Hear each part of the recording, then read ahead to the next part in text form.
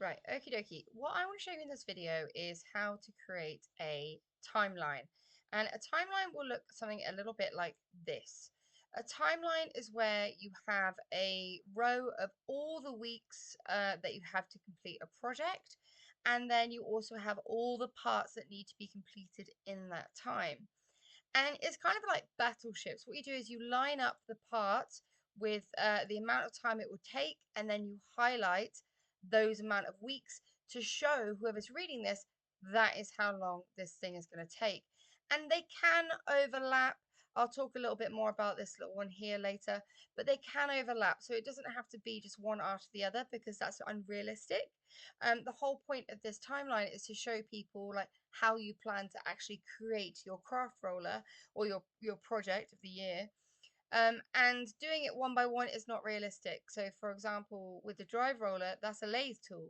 So, or a lathe part, you would probably need to be on and off the lathe to make sure that everybody gets a chance to actually use it. And we have quite a few pieces that need to be lathed. So, um, that's why I've got other pieces that are overlapping because when the lathe, I can't use it, that's what I can go on to next. But the first thing I want to do is show you how to actually set up your grid, how to create this. So if I go to, I've got a blank slide on my Google slide, and I'm going to go to Insert, and I'm going to go to Table. Now I want a table that's got the maximum amount of columns, and I'm just going to go for 5 rows to start with. We'll go 6. I can add more rows. That's not the end of the world. And the first thing I want to do is I want to merge this entire row together. So I've highlighted it blue. I've clicked on the second box in. I've dragged it across and I've right clicked and I'm going to go down to merge cells. So this is going to be our working weeks. So this is how many weeks we've got. And if you're a bit like me and you don't like things to be off to the edge, you can then put it so it goes into the middle. There we go. I'm then going to merge these two columns together. Sorry, rows. Merge those two rows together because these are going to be our parts. Now at the moment everything's really squishy squashy. So what I'm going to do is I'm going to bring the table up. That's really helpful. Sorry, computer glitch there.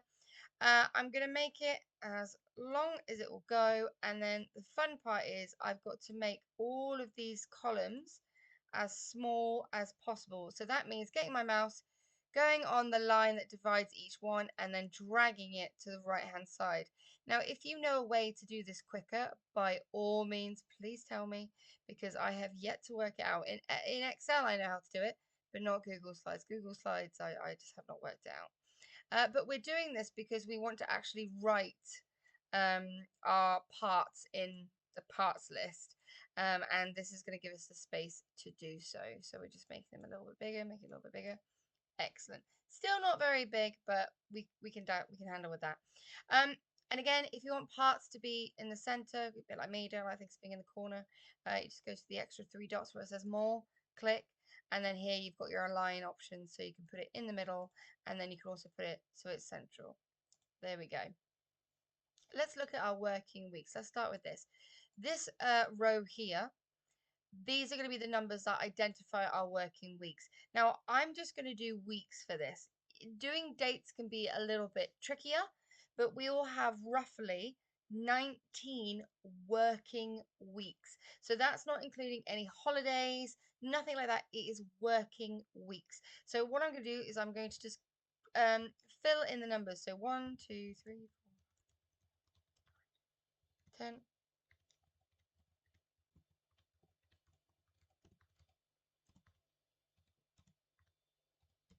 There we go, 19.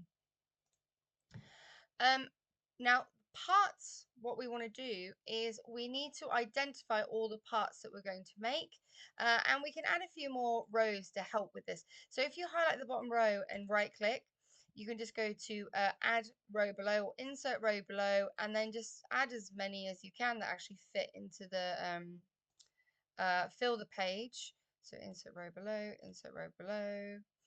And then what we're going to do next is we're going to duplicate this slide. So we right click, and we duplicate. The reason we duplicate it is because all of our parts are not going to fit in this one column. And we want it to be readable. We want to be able to actually read it. So we're duplicating it so we can expand our timeline onto 2 slides, which is absolutely fine. I know I'm talking quite fast, but I'm quite limited to the amount of time that I've got. So please feel free to pause at any moment, rewind, replay, etc. So let's just get rid of that. Let's get rid of, oh, we'll keep that for a second. Let's go to this. These are all the pieces that you're going to have to make. These are all the pieces that you're going to have to make, as well as a couple components that have been identified. Now, when I went through it, I counted 15, then 16, and then another 15. So there are either 15 or 16 parts, no, sorry, part names, but there's over 20 pieces because a lot of them are duplicated. So for example here, support upright, I need 4 of those. The adjustment locking plate, I need 2 of those. Guide block, 2 of those. So there are 15 or 16 parts, and you need to consider what is the best order to make these things. Now, if you have absolutely no idea, then don't worry. Just write your list of parts straight away into this column where it says parts. If you don't know, just make it up. So I'm going to start with drive roller because that's one of the parts I've looked at. I'm then going to put in guide blocks because again, it's one of the parts I've looked at. But I need 2 of those, so I'm going to put times 2. And because I'm really fussy, I'm also going to make the text smaller so it actually fits. There we go. And then I just keep going down. I know I'm going to need to do upper supports. I know there's 4 of those, so again I'm going to put 4. I'm going to make the font a bit smaller so it actually fits in. There we go. Spot support's wrong. Typical. One more. There we go. And then I'm just going to keep filling them in. I'm just going to keep filling them in as I go down. So if I just quickly skip to the one below, which I have now erased. Um, I've just put in random parts, right? Random parts at the moment because I'm not entirely sure what order I want to make them. But as I start to fill this out, it's going to make sense. Now, we need to highlight the boxes to identify how many weeks, working weeks, each part is going to take me to create. So with the drive roller, I know that this is one of the most complex pieces. I've got to make it on a lathe. I've chosen that I'm going to use brass. Brass is quite a difficult material to work with. I know that there's 3 different diameters. There's a chamfer. It's going to take me a really long time. So I'm actually going to give myself a good 5 weeks to get that done. And to identify this, we're going to go to the fill color, and then we're going to pick any color we like. I quite like this one. And this now identifies the fact that our drive roller is going to take 5 weeks to create. If we go beyond the 5 weeks, the beauty of this is we can always come back and just, add a couple more. It's really, no one's going to know. It's not the end of the world. So I'll leave it at 7 weeks for now because again, we need to be realistic. We have to share our equipment. We have to share the machinery. We might also have an absence or 2 in between the time. So if when it comes to moderation, the moderator will look at this and they're not immediately going to go, hold on a minute, that doesn't work. They can't say that because they don't know the conditions that we work in. They don't know what our structure is, what our system is. So this, as long as it looks feasible, so it looks realistic. So for example, you won't use the whole 19 weeks to make a drive roller. That's a little bit excessive. To be honest, I think actually 7 weeks is a bit excessive. So I'm actually going to stick to 5. But as long as it looks feasible, that is absolutely fine. So you don't need to actually know. We are just going to guesstimate, but use logic. So for example, my support uprights, I need to make 4 of them.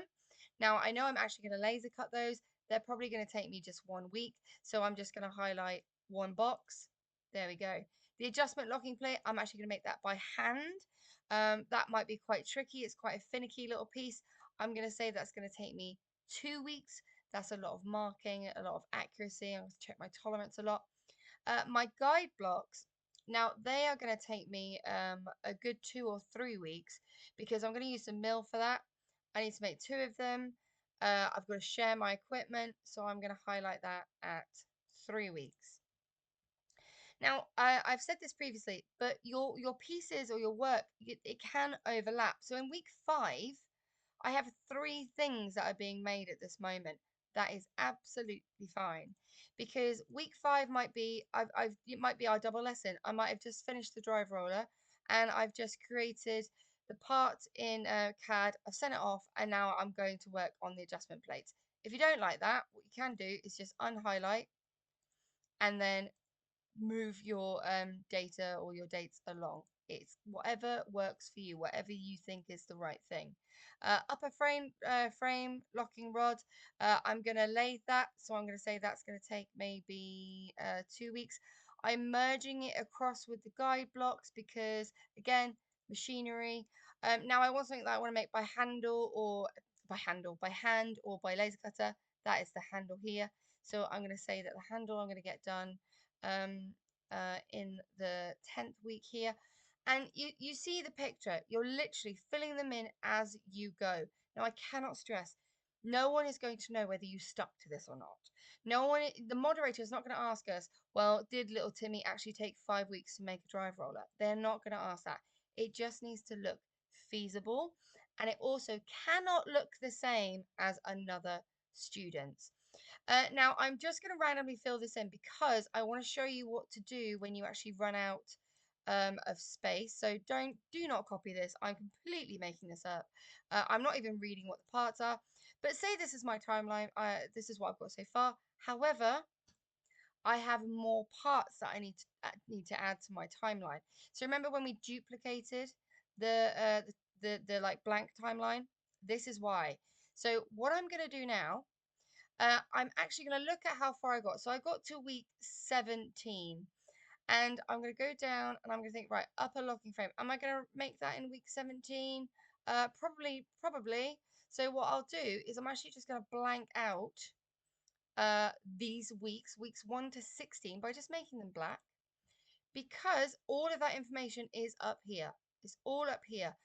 I could, you know, if you want to play around with trying to delete the columns, that is absolutely fine. But I just find personally it's easier for me.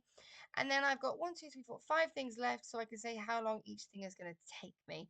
I'm going to say these things are probably going to take me that long because they're CAD and they're simple. Again, I'm completely making this up. Do not copy this. This is not right. I'm going to say that the locking frame rod is going to take me the final 3 weeks. And then the final thing I'm going to add actually is the assembly. So the assembly I'm going to do in the final week. So I'll just color in that column. And then you might also want to add in maybe like quality control or tolerance checks. It's entirely up to you, but this is definitely the bare minimum that you absolutely need. You need to identify all those parts and how long each part will take you across your working weeks. So there you go. That is how you create a timeline in Google Slides. So don't do this on a separate slide. Don't create a brand new presentation. Add it directly to your Google slide of your coursework.